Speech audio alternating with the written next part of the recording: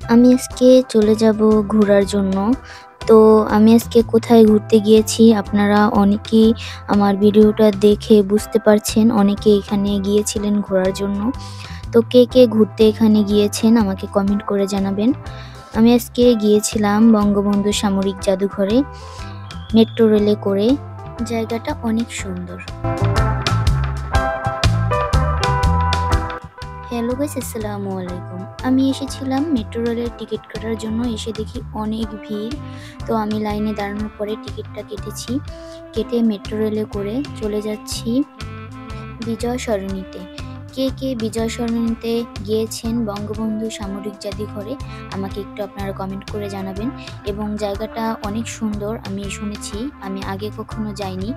এর জন্য আমি ভাবলাম যে এখন তো ছুটির সময়, আমি একটু ঘুরে আসি বঙ্গবন্ধু সামরিক জাদুঘর থেকে এবং আপনাদের কাছে শেয়ার করি যে ভিডিওটা কীরকম হয়েছে। আপনারা আমাকে কমেন্ট করে জানাবেন। তো কথা বলতে বলতে আমরা চলে এসেছিলাম ভিতরে বঙ্গবন্ধু সামরিক জাদুঘরের। তো ভিতরে আসার পর দেখি অনেক সুন্দর সবুজে সমারোহ। তো আমি দেখলাম এই পাশ থেকে একটা রাস্তা গেছে। আমি এর জন্য ভিতরে না ঢুকি আমি ওই পাশে চলে গেছি। ওই পাশে দেখি যে অনেক সুন্দর একটা রাস্তা, ছোট্ট একটা ফুলের বাগান ছিল আর রাস্তাটা অনেক সুন্দর ছিল।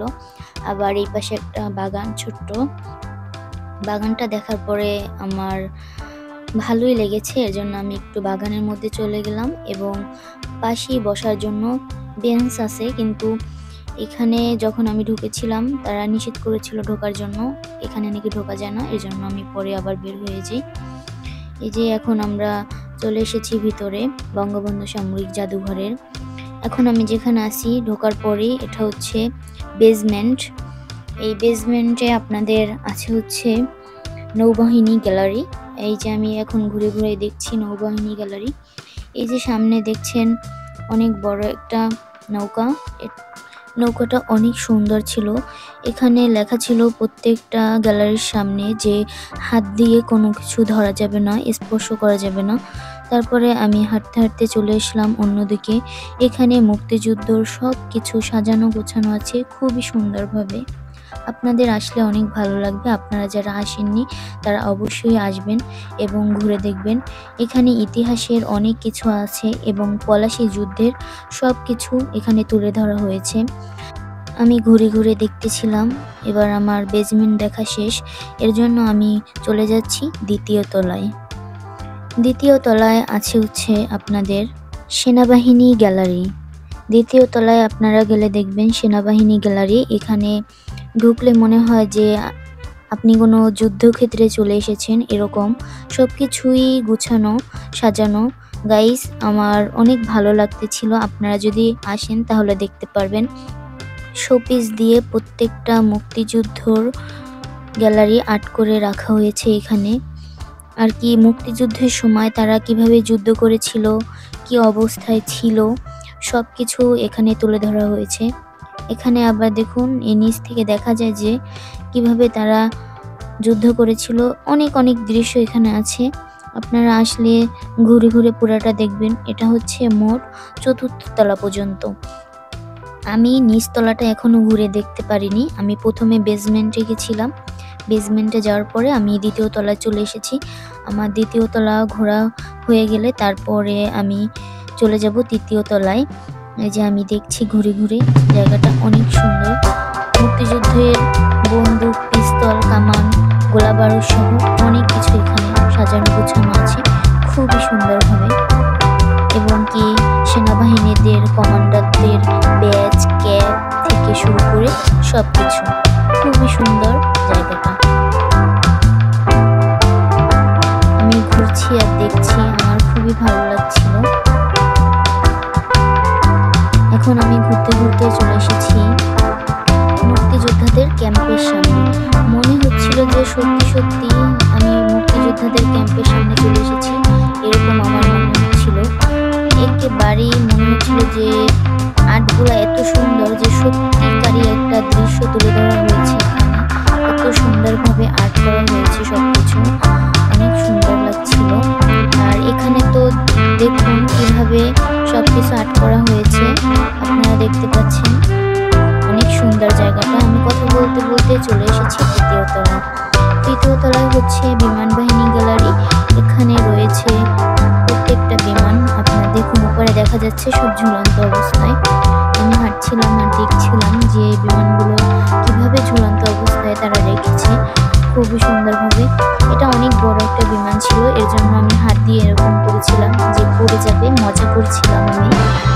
তারপরে আমি পুরোটা ঘুরে ঘুরে দেখলাম এবং এটা ছিল একটা রকেটটা আমি বলছিলাম যে আমি রকেটটায় চড়বো আর কি। অনেক মজা করছিলাম আর হাঁটছিলাম আমরা।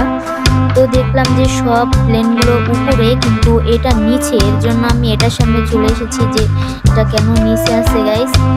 তো আমরা এখন কথা বলতে বলতে পুরো তৃতীয় তলাটা ঘুরে দেখলাম এবং আমরা এখন চলে যাব চতুর্থ তলায়।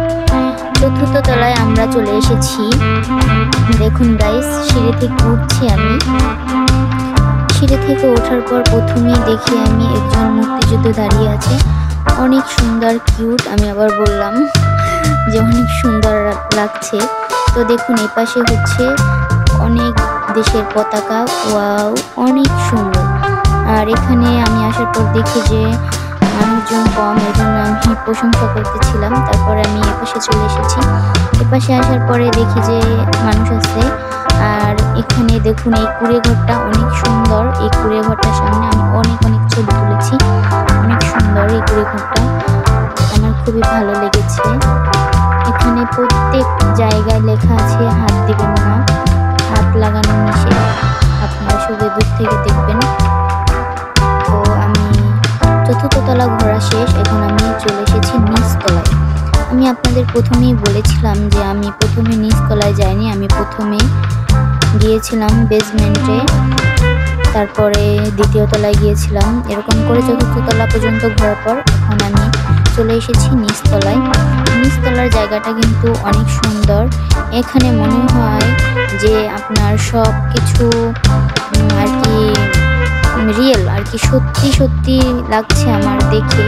এই যে একজন দাঁড়িয়ে আছে, আমি প্রথমে মনে করেছিলাম যে সে মনে হয় সত্যি মানুষ দাঁড়িয়ে আছে, পরে দেখি যে না।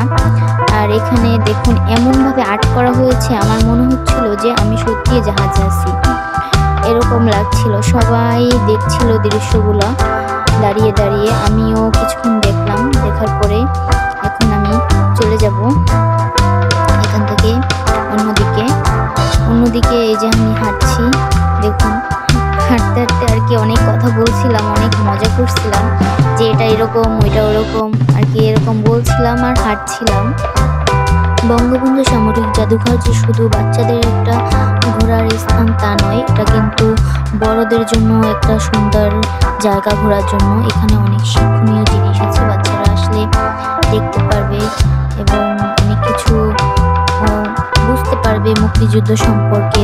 নিজের চোখে সরাসরি একটা জিনিস দেখা আর বইয়ে পড়া অনেক পার্থক্য থাকে গাইস। আপনারা অবশ্যই বাচ্চাদের নিয়ে আসবেন এবং তাদের সব কিছু ঘুরে ঘুরে দেখাবেন, তাদের ভালো লাগবে এবং সামনাসামনি দেখার একটা অভিজ্ঞতা হবে।